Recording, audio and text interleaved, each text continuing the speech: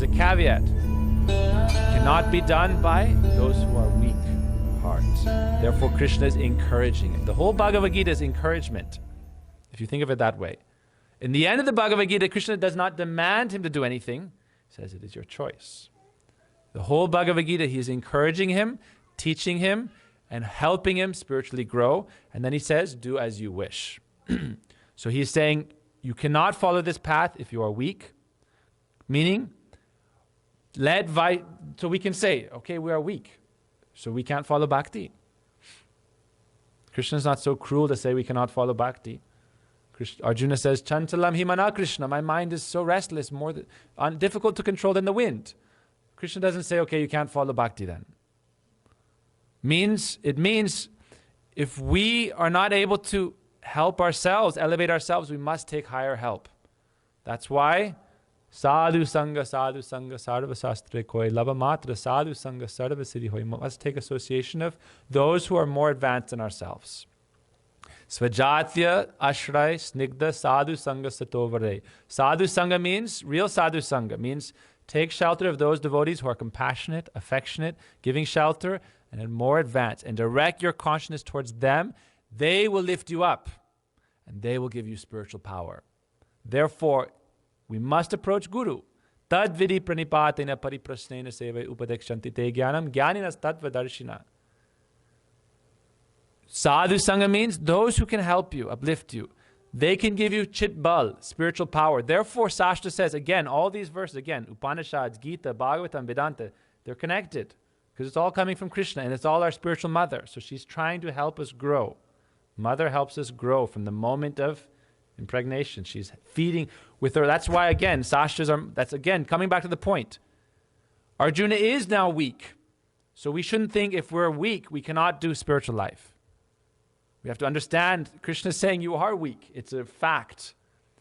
But at birth, when we are in the womb, we're weak. But the mother gives us all of her blood and her energy and her life force to help us grow. So we have to start to receive that force by taking shelter of our spiritual mother, the Sastras. Klaibhyang ma samagama partha naitat tvaya upapadyate. Give this up. Shudram hridaya drabhalyam Tyaktva utishta parantapa, and get up. So this is Krishna's first instructions. He's teaching us to be courageous in battle. That spiritual life is not a cakewalk. The easy way to live is to follow the general direction of what the majority of people are doing. But spiritual life, to really go to the next level, you see it in all the examples in Christianity. Jesus had to do something extraordinary sacrifice. And all those who were his true followers had to accept extraordinary sacrifice. Go through the history of the apostles. Almost everyone was martyred. Go through the history of our acharyas. Almost everyone was vehemently opposed. Ramanujacharya, they tried to poison him with charnamrita water. The priests poisoned the water that is the Lord's foot-bathing water. And then when that didn't work, they poisoned the prasadam, and by chance a bit fell off the plate and a dog ate it and died. Extraordinary sacrifice. Therefore, we see that again on the battlefield. Utishta. Utishta, this word is very important because in the Upanishads, the first instruction is to get up. And in the Bhagavad Gita, what is he saying? Get up and fight. Utishta uparantapa. Lift up your arms. Because when you want to follow the spiritual journey, one-pointedly, there will inevitably be opposition. And unless you are ready to be a spiritual warrior, then you will not survive.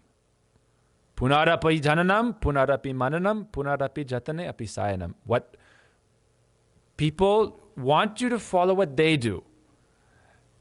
And what do they do? Again and again take birth, again and again die.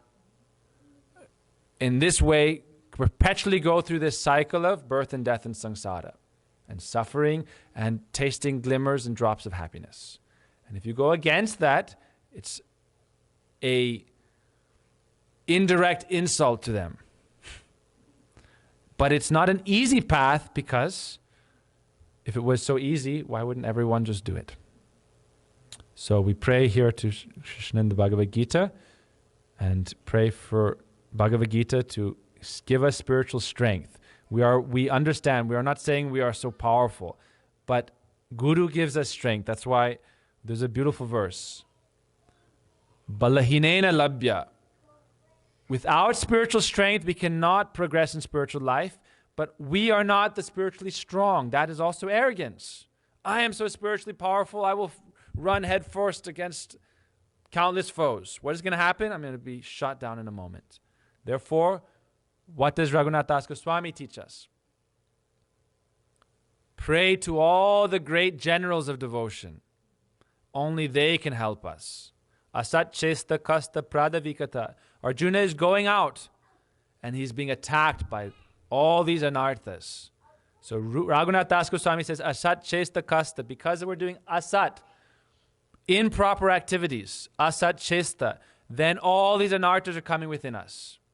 Therefore, if you want to be saved from this situation, pray to our great acharyas. Therefore, every day we do Jayadvani, Jai to Srila Gurudev. Gurudev, by your mercy, I can be victorious over Maya, and let you come into my heart and be victorious over all my anarthas.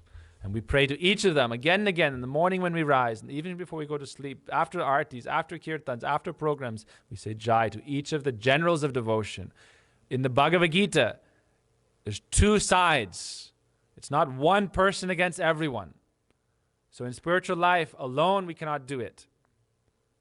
Ekaki amar nahi pae bal harinama sankirtane. Alone, I cannot do it. So therefore, Jai, we pray to all of these personalities. They are transcendental. They will come because they are true superheroes.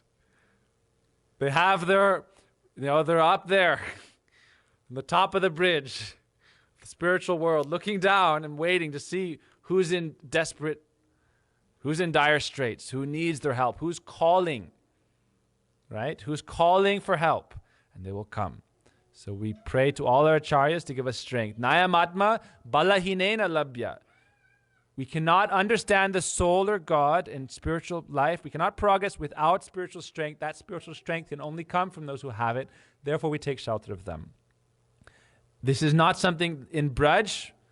All the rasas are present. So I said in the beginning, we're trying to approach it from the perspective of Braj, but we are very far away from Braj.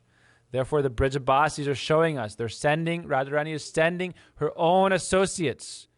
Nityananda is sending his own empowered expansions, and they are coming to help us. And they are bringing us forward towards Braj. Therefore, in the end, Krishna says, Manmana bhavan mad bhakto. Follow the gopis. The end is sweet. The beginning is sweet, but it's also difficult. It's hard to chew. But if we follow it, we'll be happy.